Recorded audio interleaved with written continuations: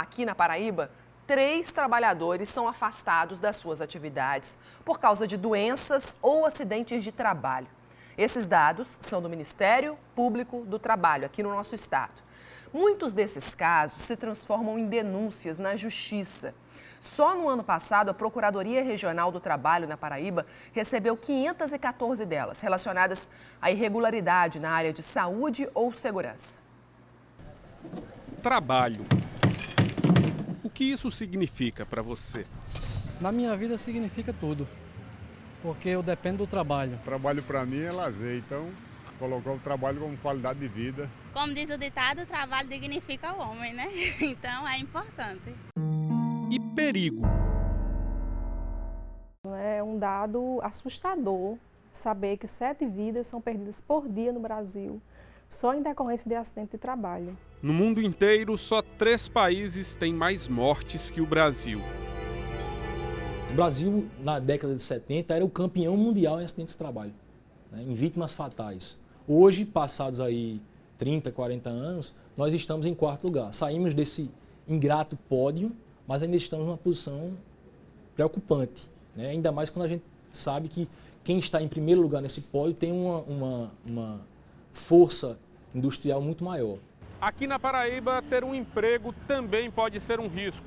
72 pessoas são afastadas diariamente por causa de doenças ou acidentes de trabalho. Só no ano passado, o INSS concedeu 27 mil auxílios-doença aqui no estado. O custo foi de 280 milhões de reais. Não é só para o trabalhador que deixa de produzir, o trabalhador que se afasta daquele seu trabalho, para a empresa, que vai ter dias perdidos, a produção vai diminuir, para a Previdência Social, porque ela vai ter que dar um benefício àquele trabalhador que está afastado.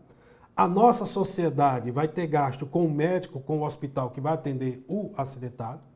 E a família. Então, de uma forma geral, todos vão perder com relação ao acidente de trabalho. Dependendo da atividade da empresa e do número de funcionários, existem 4 graus de risco. Uma pedreira, por exemplo, está no nível mais perigoso. Nesta, que fica no bairro de Mandacaru, em João Pessoa, não dá para calcular o perigo. Os trabalhadores se equilibram no paredão de pedra, sem calçados, luvas, capacetes, nem algo que possa impedir uma queda mortal.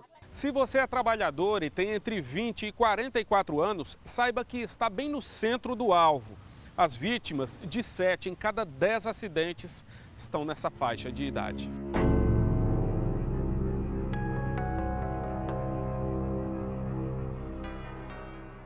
Todo dia eu choro, lembrando dele. Assim, quando chega aquela hora que ele chegava em casa, é aí que eu choro mesmo. Porque todo dia que ele chegava, ele abria a porta e dizia: querida, cheguei. E nessa terça-feira ele não chegou. E não vai mais chegar. Everton Arthur Santos dos Anjos tinha 22 anos. Era o primeiro dos 3 filhos de Cláudia. Gostava de futebol e dançava quadrilha.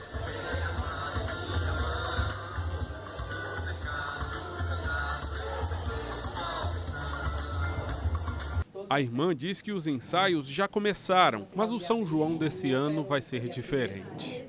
Vai ser muito difícil, por causa que quando eu olhar para trás e ver onde ele ficava, não vai ter.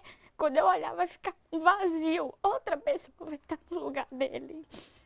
No dia 23 de fevereiro, ele não embarcou na balsa para Lucena às 5 da tarde, como fazia sempre. Só à noite, o pai descobriu que o rapaz estava morto dentro do silo de trigo do moinho onde prestava serviços. Esse silo é um silo de grãos e embaixo ele tem uma esteira que dá escoamento a esses grãos. Então, no momento que ele estava trabalhando, ele foi sugado, né? Ele morreu por sufocação indireta, ou seja, ele afogou-se nos grãos. Foram 2 dias até que o corpo fosse retirado.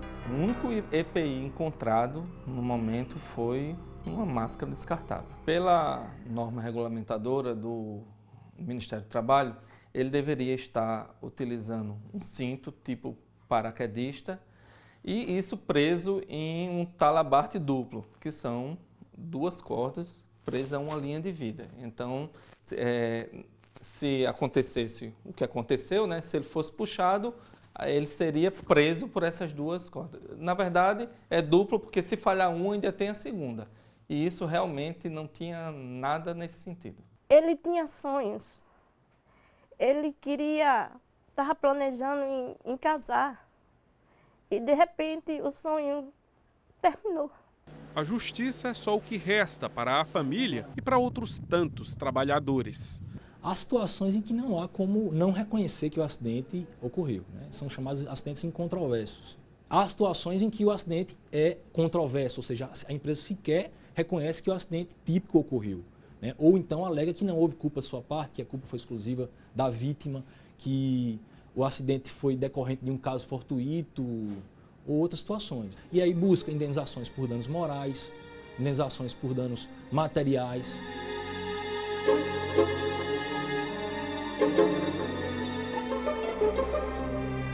Algumas empresas, elas não contratam o profissional técnico de trabalho para burlar essa lei, já que não tem uma grande fiscalização, que a gente tem poucos autores fiscais. Eu acredito que a grande transformação ela passa pela educação e pela prevenção. A partir do momento em que a empresa realmente investir em segurança do trabalho, em prevenção, teremos uma diminuição nesses números, sem sombra de dúvidas.